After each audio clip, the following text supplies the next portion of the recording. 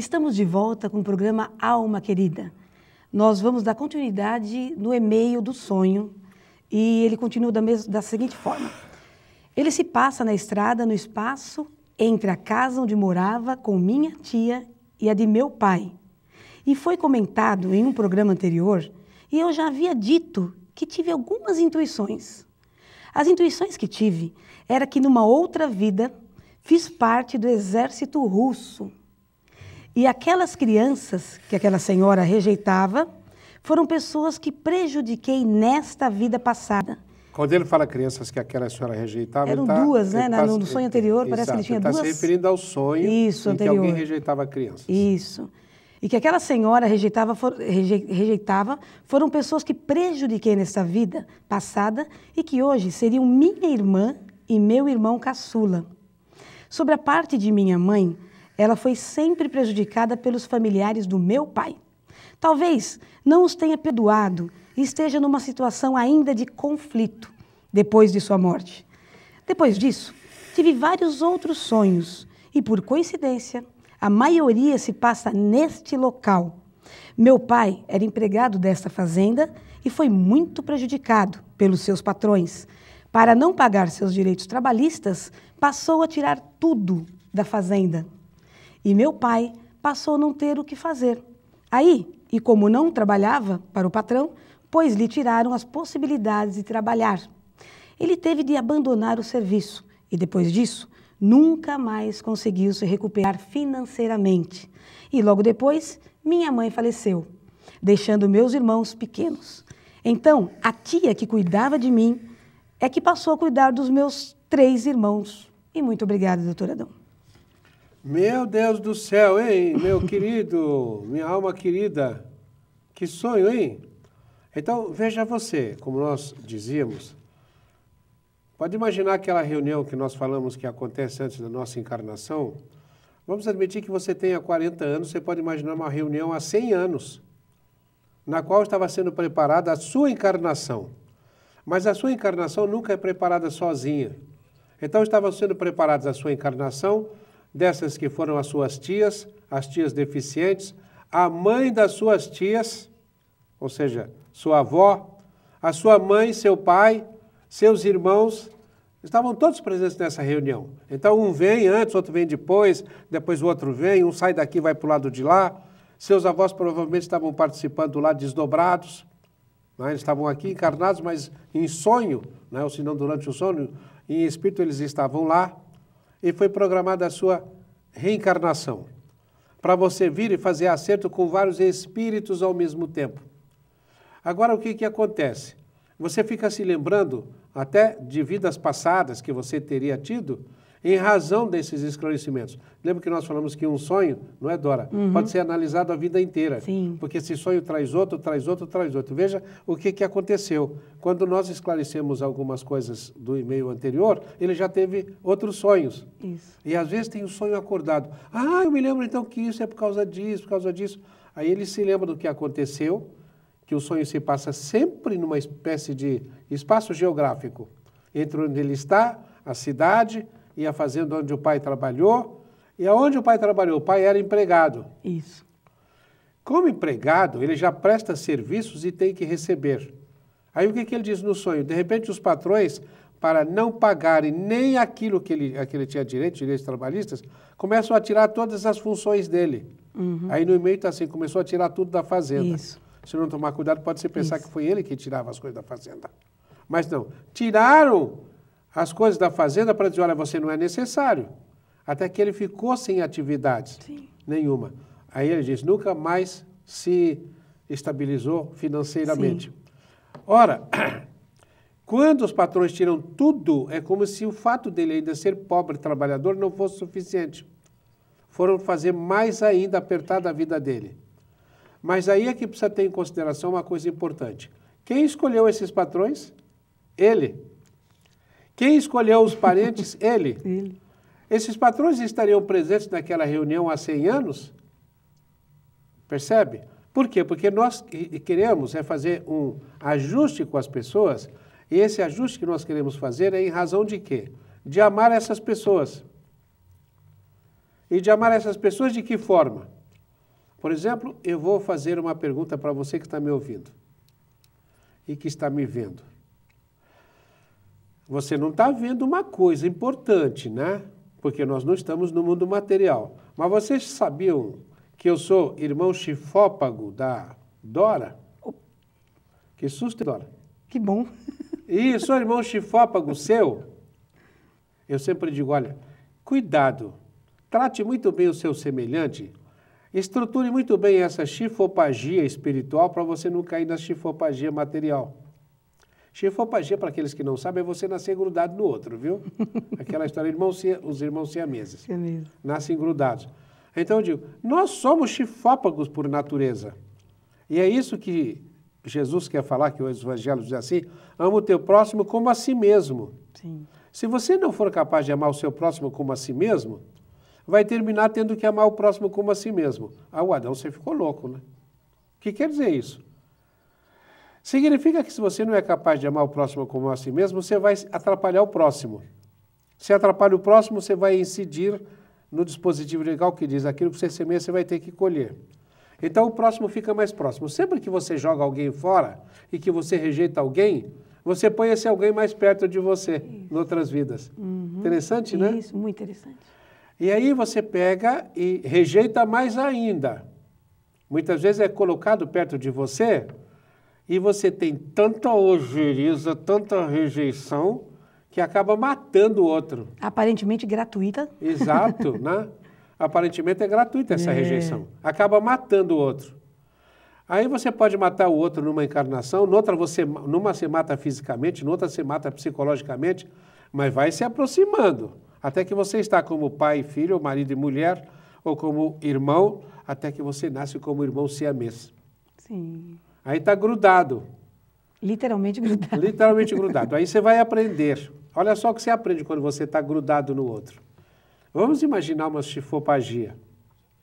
O que você aprende? O que diz o Evangelho? Não faça ao outro aquilo que você não gostaria que fizesse a você. Então você pega e xinga o outro. Ele fica bravo. Quando ele fica bravo, as células dele entram numa vibração inadequada. As suas também. Sim. Afinal, tem uma repercussão vibratória porque estão grudados. É imediata, não tem que esperar até depois. Depois, não faça outro que você não gostaria que fizesse a você. Você fica com raiva do seu irmão siamês e dá um beliscão nele, dói em você. Compreende? Então você começa a descobrir isso, que, como eu costumo dizer, que o universo é o universo bumerangue. O que você faz bate e volta. É isso que significa tudo quanto fizer de a teu semelhante, é a você mesmo que você está fazendo. Então, veja, o que o seu sonho denota? Denota o desafio que você tem de estabelecer isso que eu chamo da chifopagia espiritual. Eu e você somos um. Por isso que eu falei, eu e a Dora somos chifópagos. Tá? Sou chifópago também com o Adriano, que está na câmera, com o Vitor, que está lá na sala de edição. Tá? Nós somos, como diz o Paulo de Tarso, olha só o Paulo de Tarso falando numa chifopagia. Olha que lindo. Nós somos células do corpo do Cristo e membros uns dos outros. Que lírico.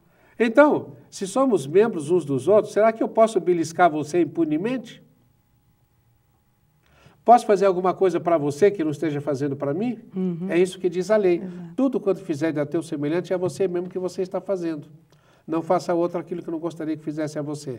Aí você se lembra, mas parece que eu fui, numa outra encarnação, membro do exército russo. Olha, o que será que você fez como membro do exército russo? Agora vem aqui e acerta, nessa grande reunião lá. Eu vou nascer como filho de você, seu irmão, tá? Nós vamos acertar isso. E a proposta é, qual é a proposta? A proposta é de se harmonizar. Fazer exatamente aquilo que o Cristo disse. Ama o teu próximo como a ti mesmo. Okay? E essa intuição que ele teve é interessante, né? Que aquelas duas crianças seriam pessoas, irmã e irmão caçula dele. Interessante, né? Doutor Adão, e que ele rejeitou, né? Isso, que ele rejeitou. Isso. Podemos ir para o terceiro e-mail? Por terceiro e-mail. É de uma alma querida masculina. Olá, tenho 44 anos. Tive em toda a minha vida contato direto com o mundo espiritual. Problemas com obsessores de diversas formas, direta e indireta. Perseguições de todos os sentidos. Trabalho, relacionamento pessoal e familiar, muitas perdas, mais perdas do que ganhos.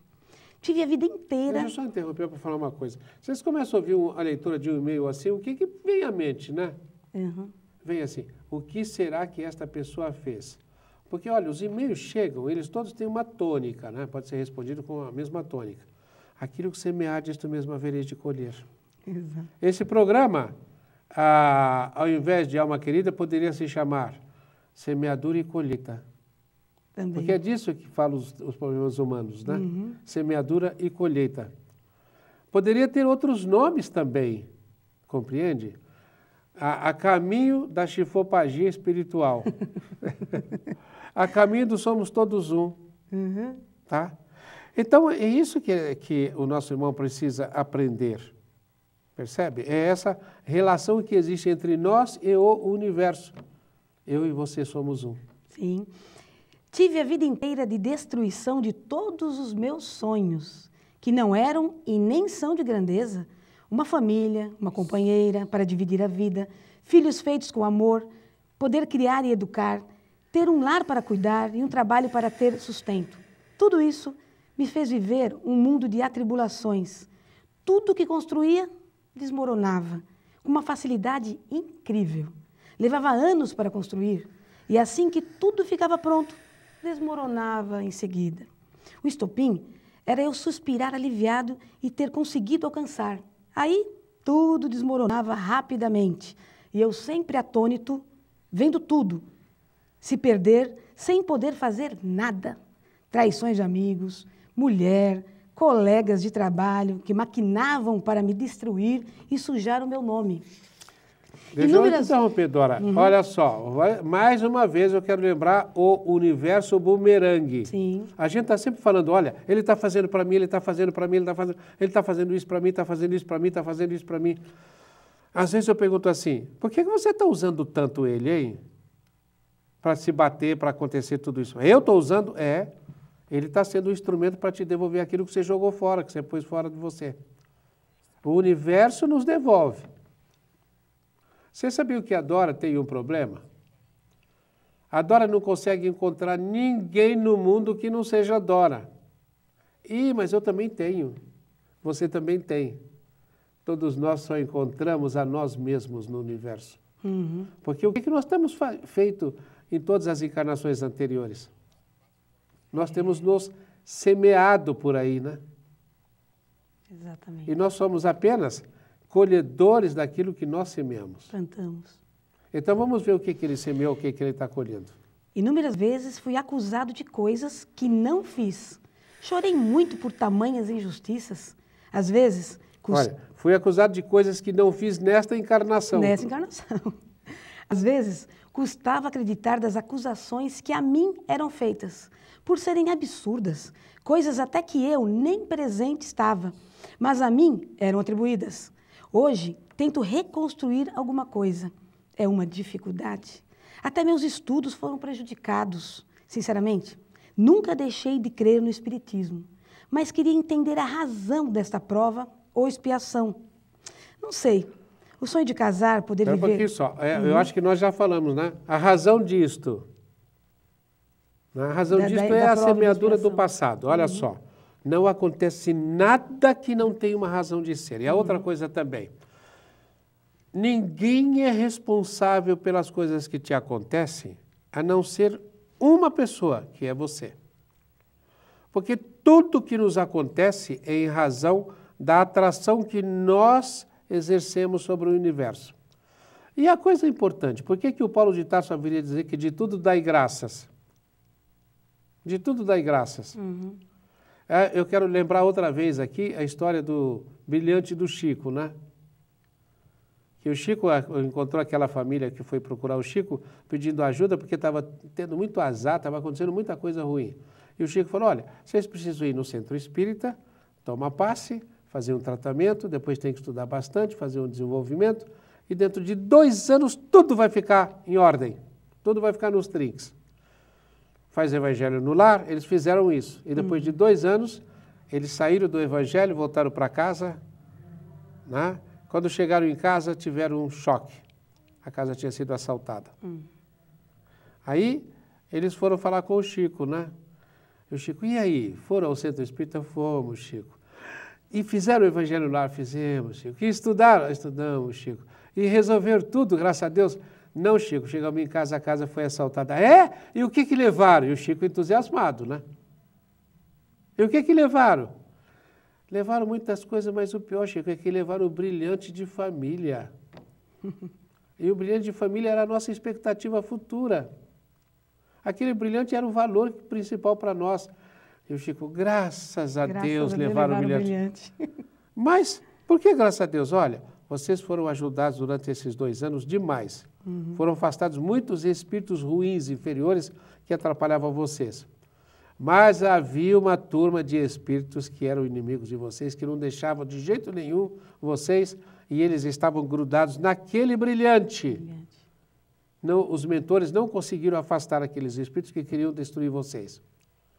E aí, qual foi a alternativa que encontraram? Passaram o brilhante para quem tinha mais sintonia com eles. E o brilhante foi levado, e com eles foram levados os espíritos que atropelavam a vida de vocês.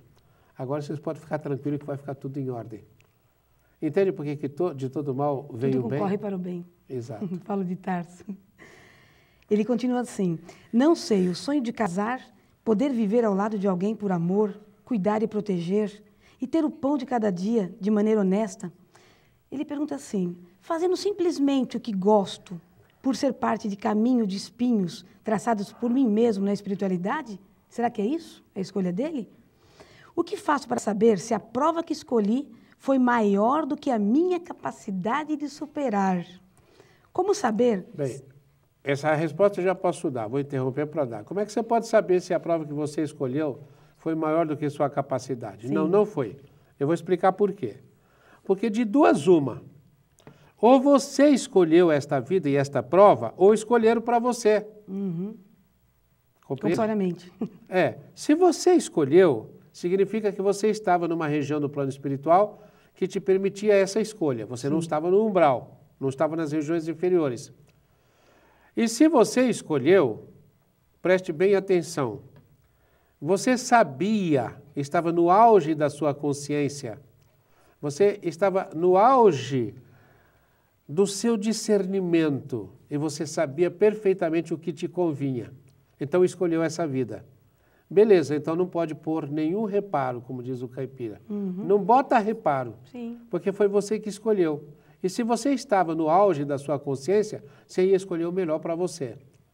Agora, se não fui eu que escolhi, se não foi você que escolheu, foram os mentores que escolheram para você. E eles sabem o que fazem. Que bom para ele. Então, foi o melhor que podia te acontecer. É isso que está a sua vida. Nós estamos sempre vivendo o melhor que nos convém, aquilo que mais nos convém. Na verdade, ele termina, o senhor já está concluindo. Como saber se tem relação direta com o que fui em outra encarnação? O que posso fazer para amenizar meu sofrimento? Muito obrigado e que Deus esteja com todos. Muita paz. Olha, que faz parte de estar relacionado com a vida passada, com certeza. Nada acontece sem que tenha uma causa anterior. Né? E o que você pode fazer? O aprendizado. Esse aprendizado é aquilo que Jesus fala. De lá não sairá enquanto não pagar até o último ceitil. E pagar é aprender nesse sentido. Igual você pagou as disciplinas de segunda época, para não ficar reprovado, compreende? Não fez? Vai ter que fazer outra vez. Exato. É por isso que nós temos sempre que ter em mente aquilo que o Paulo diz. De tudo dai graças, porque tudo está concorrendo para o bem. Exatamente. Temos mais alguma coisa? Estamos chegando ao final do programa. Olha, nós estamos chegando ao final do programa, mas ainda temos condição de falar alguma coisinha ainda sobre esse e-mail. Sei. Como é que ele encerra o e-mail aí? Qual é a última frase dele? O que posso fazer para realmente diminuir o sofrimento dele, né? Essa situação dele achar desse sofrimento que ele está passando, essas provas. Muito bem. O que você pode fazer para diminuir o sofrimento e até para transformar o sofrimento é você estudar o Evangelho, porque aí você vai sofrer, mas vai sofrer com júbilo. Porque aí eu estou me libertando. A outra coisa que você pode fazer é tomar uma consciência muito grande. Que, veja só, eu posso dizer para você, você não sofre. Aqui você estou me referindo a você em espírito.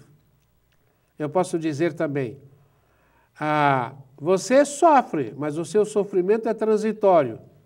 E esse sofrimento transitório terminou esta vida. Assim como material. Terminou o nosso programa.